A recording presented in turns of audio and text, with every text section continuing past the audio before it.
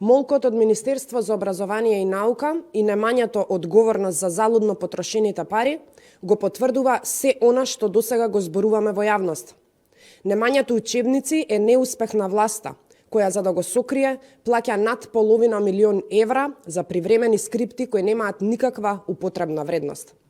5 години власт на СДС резултира со низа различни концепции, сами по себе скандалозни и неприменливи во образовниот систем на Македонија. Милионски суми пари се потрошија на така наречената дигитализација, која е коренот на проблемот за немањето на учебници за оваа учебна година. Проектот на Светска банка, кој е вреден 21 милиони 500 илјади евра, потпишан од Министерство за образование и наука во 2020 година, има сосема различна цел од онаа за која се користи. Односно, фокусот и средствата треба да се применат за долгорочен развој на македонското образование, преку подобрување на училишната инфраструктура, развивање на програми и зајакнување на капацитетите на наставниот кадар. Министерството за образование и наука, поради некадарност и неспособност, овие пари ги пренаменува за печатење на привремени учебници од 100 страни, кои ќе им служат на учениците како основно средство за наука. Овие пак, така наречени скрипти, се збир од материјали кои власта успеала да ги сублимира од минатогодишните учебници и дел од новите. Учебникот од 100 страни има содржина која е збир од веќе постоечките минатогодишни учебници. Ова се исти материјали за кои веќе еднаш авторите имаат добиено пари. И ова се материјали со кои годинава истите автори конкурирале за избор на учебник и за тоа повторно ќе им биде платено. Една работа, еден труд, платен 2 пати. Чиста заработка, од која резултатот е уништено образование. Имено, од документот од Светска банка може да се види дека се користени и средства за интерактивни табли за основно образование во вредност од 51.683 долари. Исто така, пари дадени на фирмата Тримакс ДОО Скопје во 2021 година.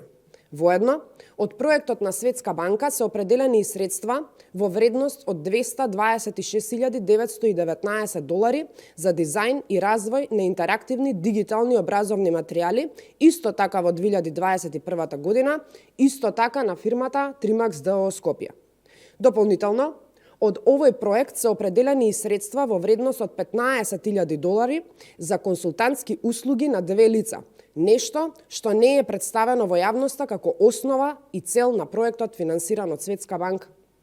Почитувани, Министерството за образование и наука ги троши средствата од Светска банка за намена која не е неопходна, не е суштинска и која нема долгорочна цел.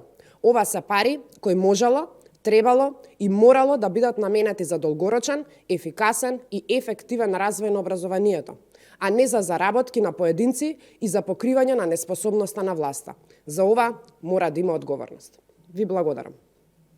Дозволете ми сега да прочитам и прашање кое што стигна до прес-центарот на ВМРО ДПМН и за истото да дадам одговор. Како ги коментирате последните случувања во градот околу Советот и состојбата со предпријатијата?